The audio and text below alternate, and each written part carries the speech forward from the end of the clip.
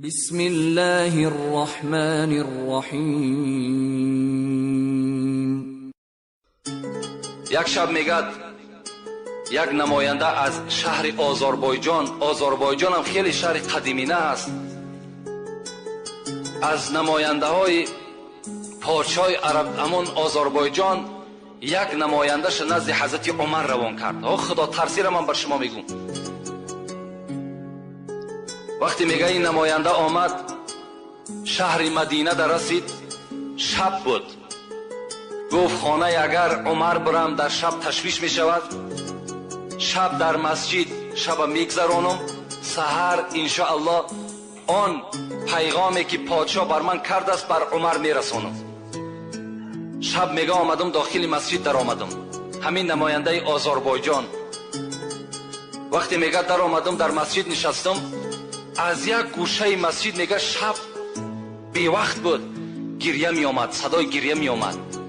کسی میگفت پروردگارا مرا ببخش، پروردگارا گناهایی که من کردم جملگی را ببخش، خدایا مرا از بندگی خود دور نساز، پروردگارا عاقبت کار مرا به خیر بساز. میگه هم تا کسی بود میگفت دعا میکرد، گریه میکرد. بناگاه میگه من مشتاق شدم، از دعای او لذت میبردم. وقتی میگه دعاش تمام کرد و میگه در گوشه مسجد نشست، به نزدش قدم زنان رفتم و در پهلوش نشستم. گفتم ای عاشقی خدا، تو کی هستی؟ میگه حضرت به جانب من نگاه کرد، گفت من عمر ابن الخطاب هستم. میگه در وجودم یک لرزه پیدا شد، من آوازه عمر را شنیده بودم، عمر را ندیده بودم، در حالتی که عمر با پادشاه بود. میگه گفتم در این بیوقتی شب حضرت تو روز تا بیگاه مشغول هستی، شب چی میشود که راحت میکردی؟ حضرت میگه گفت ای برادر، اگر من شب خواب کنم حق این بندگی خدا را کی میکند؟ اگر روز به خواب برم حق این رعیت، حق این مردم کی به جا میارم؟ برای پسر خطاب خواب شب خواب روز حرام است. حضرت میگه هم تا مراجعت کردن، تا به روز میگه صحبت کردیم، سحر میگه بامداد یک جایه باز در همون مسجد خواندیم و میگه به جانب من گفت یگان پیغامی داشتی؟ میگه گفتم من از آذربایجان آمدم، از پادشاه خود یک هدیه برای شما آوردم، او را میخوام که به شما تسلیم کنم. حضرت عمر گفتن خوب میشود که خانه بریم، در خانه من شما را مهمانداری میکنم، هر پیغام و هر هدیه‌ای که داری اونجا من از شما قبول میکنم. حضرت دستی او را گرفتن، میگه به خانه آمدن. وقتی در خانه در آمدن، اون زمان میگه زنی حضرت عمر دختر علی بود، ام کلثوم. فریاد زد ام کلثوم این مهمان است، یگان طعام داشته باشی نزد ما بیار. ام کلثوم میگه صدا داد عمر در خانه به جز نان خوش و کمی از ملخ پختگی دیگر چیزی نیست. خانه پادشاه که از یک قسم دنیا در دست حضرت عمر بود، به جز نان خوش یک کمی از ملخ پخته دیگر چیزی نیست.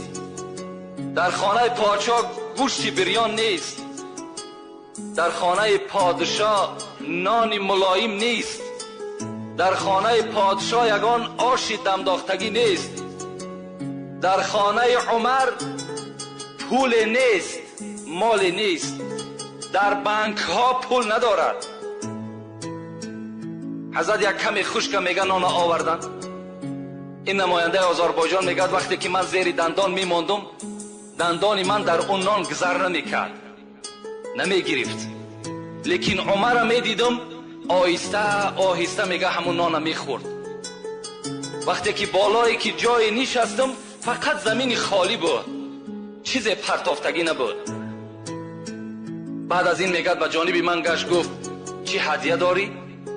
میگه لطمه گشاده کردم، همون روی ما